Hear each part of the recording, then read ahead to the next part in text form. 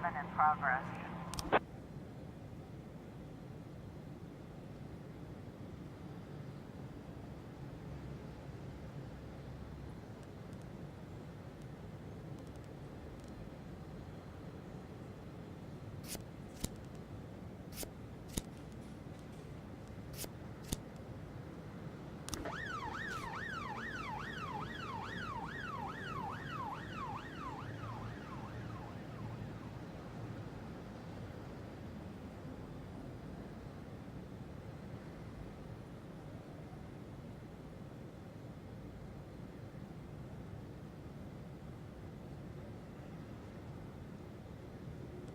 Nine 11 in progress here.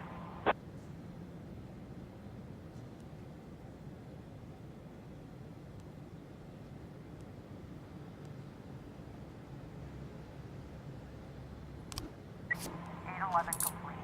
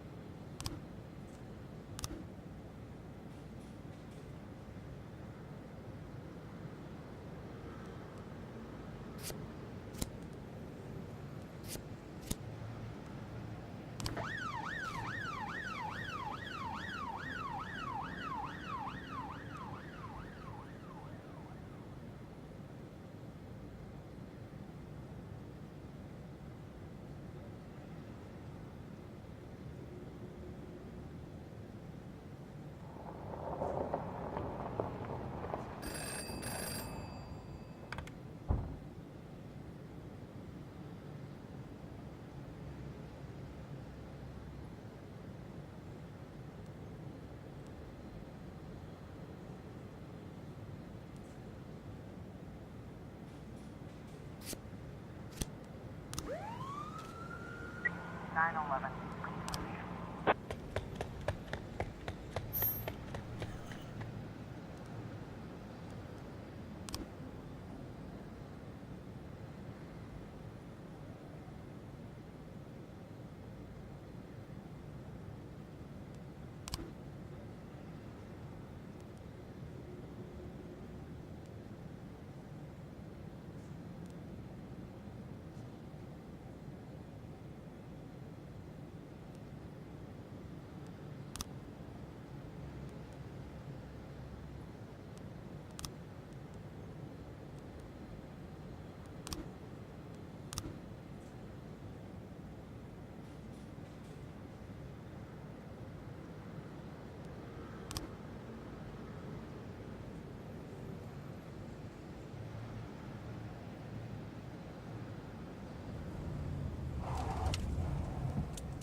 Four 12 in progress.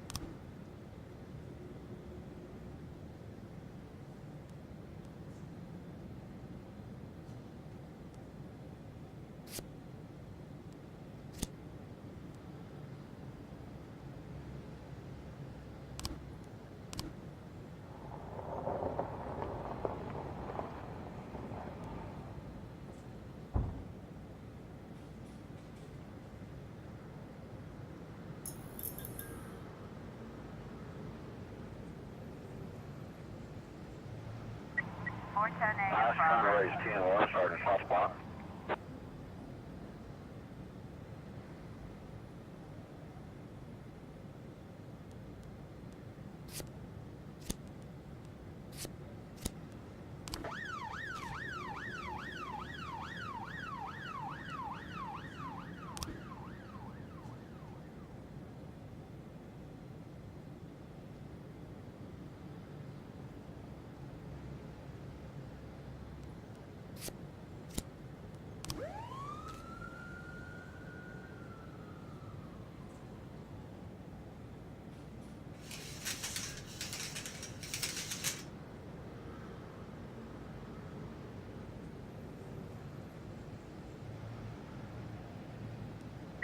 412, we've got a situation here.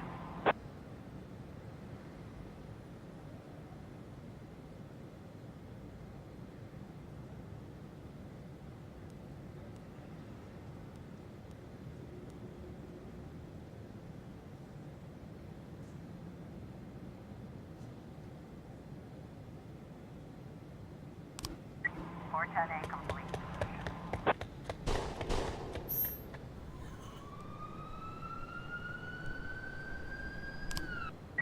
910A in progress.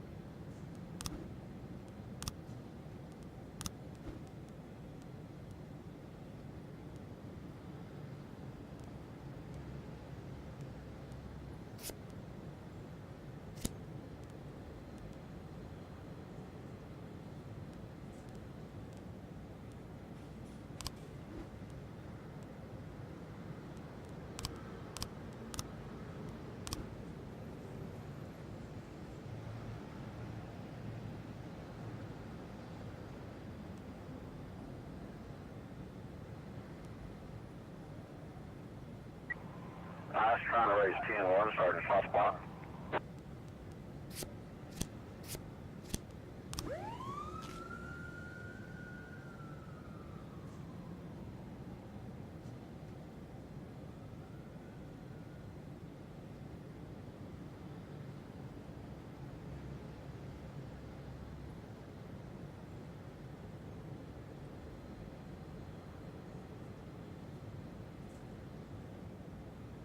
Nine ten A complete.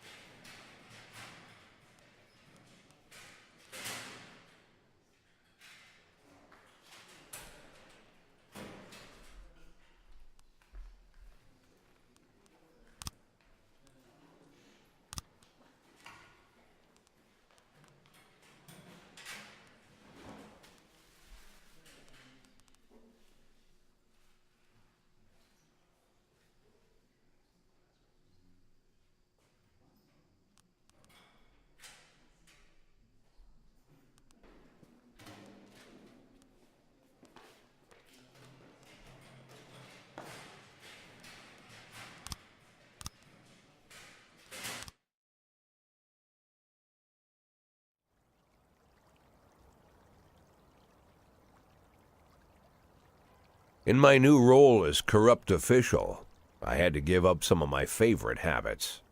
I couldn't turn off my phone when my head ached. Couldn't sleep till noon on Saturday and let the rest of HQ take up the slack. No more days off to go fishing. But my weekly visit to the old Colony Club was more like tradition. One night a week, I absorbed cigar smoke, the vague smell of alcohol, the stench of urine, all mixed with toxic levels of old drunken belches. Same picture it was 30 years ago. Tradition's gotta be honored. And to stay faithful to the tradition, you've got to respect the standard rituals. When you're about to roll out of the club, you need to take a deep breath and count to 100. If your stomach doesn't do a backflip, you should be good to make it home. This time I only got up to 60. I was interrupted. Why? You look even better than you do on TV. There's nothing more impolite than approaching people in the alley at the old colony. This is the most private place in the city. All who enter here dirty their shoes with the most elite stream of vomit in Freeburg. This asphalt has been blessed by judges, lawyers, artists, businessmen, and all our politicians. Takes a lot of balls to crash the party. My head was a drunken haze, but I knew who he was. A cartoon gangster suit straight out of Dick Tracy. Fancy voice, fruit cologne, sassy strut. That's how the newspapers described Vikas Varga, rising star in Freeburg's criminal underworld. He appeared out of nowhere, and with the support of the local punks, Varga broke all the old rules of organized crime. He killed those who could not be killed, traded what could not be traded, and robbed those who could not be robbed. In just a single month, this man had gathered an incredible amount of power. He's been called everything from a clown to a madman to a criminal genius, and more often than not, he's called a low-class upstart short on ideas. But if Vargas was one of the old crime bosses, he'd have been cut into pieces and fed to the river. Look past this guy's arrogance, and there's something about him. The city is still deciding what to do with him.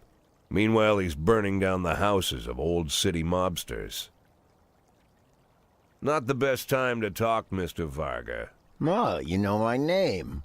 I'm flattered, although not very surprised, to be honest. I might be a little short on manners. Like they say in your fair city, with the right manners, you can go anywhere. Well, I don't want to go anywhere. I want to stay right here. Even the criminal world needs manners, Mr. Varga. And one of them is this: don't interfere with a drunken cop who's trying to take a shit and puke at the same time. Oh, you exaggerate. But is Freeburg always so gentle with its officers? You've been a bit roughed up lately. I see you already know Freeburg quite well, Mr. Varga. Well, I love to learn and look around. But I do know that the inhabitants of this fair city should be friends, Jack. Maybe it's true I don't have the best manners. After all, it's only polite for friends to share their phone numbers.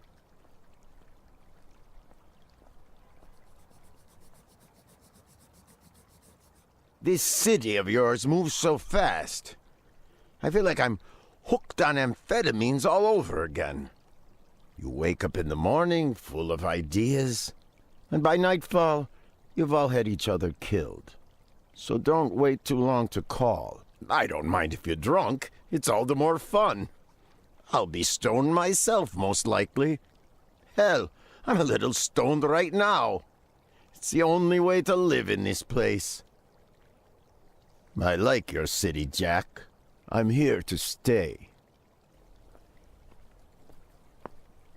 If it weren't for the phone number written on my arm, I probably wouldn't have remembered the conversation in the morning. But there was no reason to worry. I'd be getting a reminder soon.